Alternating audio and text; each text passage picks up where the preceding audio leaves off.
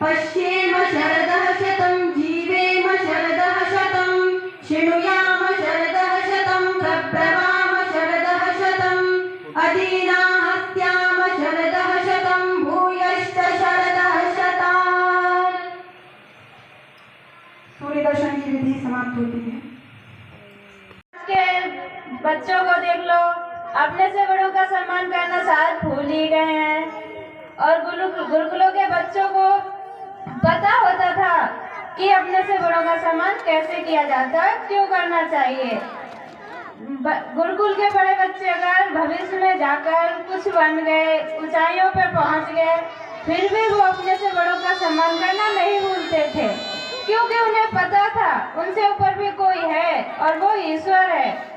और आज के बच्चों को देख लो, अगर कुछ बन गए, ऊंचाइयों पर पहुंच गए, तो उन्हें घमंड हो जाता है कि हम तो इतने बड़े बन गए, हमसे ऊपर कौन है, हम अपने पैसों से कुछ भी कर सकते हैं। लेकिन ऐसा नहीं है। अगर पैसे हो गए, धन दौलत हो गई, तो ऐसा थोड़ी ना कुछ भी कर सकते हैं, अपने से बड़ों का सम्मान ही भूल जाएं। ऐसा नहीं है। हमारे देश का विकास तो बहुत हुआ, लेकिन कहीं ना कहीं हम पिछड़ भी गए हैं। वो संस्कार, गुरुकुलों में संस्कार भी दिए जाते थे ताकि वो बच्चे अपने माता पिता का ध्यान रखते थे। यही है। आज के समय में तो कॉलेज स्कूलों में सिर्फ किताबी ज्ञान ही तो दिया जाता है, उन्हें थोड़ी ना बताया जाता अपने माता पिता को सेवा क्यों करनी चाहिए, नहीं बताया जाता। और गुरुकुलों में बताया जाता था क्यों करनी चाहिए। इसीलिए वो अपने माता पिता को भी घर से नहीं निकालते थे। पहले के जमाने में हमारे देश में कहीं वृद्धाश्रम नहीं हुआ करते थे, और आज के जमाने में देख लो वृद्धाश्रम हैं, और बड़े लोगों के ज्यादातर माता पिता वृद्धाश्रमों में ही मिलेंगे। अभी फिलहाल हमारे गांव से तो कोई नहीं गया होगा। इसीलिए, और ऐसा थोड़ी ना है कि हाँ कुछ बन गए या हमारे पास धन दौलत हो गई तो हम सब कुछ भूल जाएं, ईश्वर को ही भूल जाएं।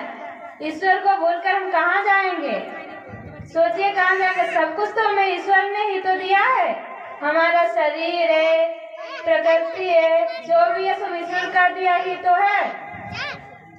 अब अगर हम पैसे के, धन दौलत के घमंड में चूर होकर उसी को भूल जाए तो हमारा विनाश तो होना ही है। और होगा क्या? क्योंकि अगर परमपिता परमेश्वर को भूल जाओगे तो भाई कहाँ जाओगे? उसकी बना सृष्टि में रहोगे तो उसको तो मानना ही पड़ेगा कि नहीं? मानना पड़ेगा। इसीलिए कभी ईश्वर को नहीं भूलना चाहिए। और ईश्वर का नाम सुनकर ये मत भूल जाना, ये मत सोचने लग जाना कि राम, कृष्ण, हनुमान ये कोई भगवान नहीं थे। ये साधारण इंसान ही तो थे, मेरी और आपकी तरह। लेकिन वो अपने कर्मों से महान बने, महान क्या, पूजने योग्य बने। और हमें उनके सिद्धांतों पे ही चलना चाहिए। ये थोड़ी ना है कि हम उनकी पूजा करने लग जाएगा हमारा जीवन सफल हो जाएगा। नहीं, हम उनके सिद्धांतों पे चलेंगे तब जाके हमारा जीवन सफल होगा। सिर्फ उसे भूलने से कुछ नहीं होने वाला। न हमारे देश का विकास होगा, न हमारा विकास होगा।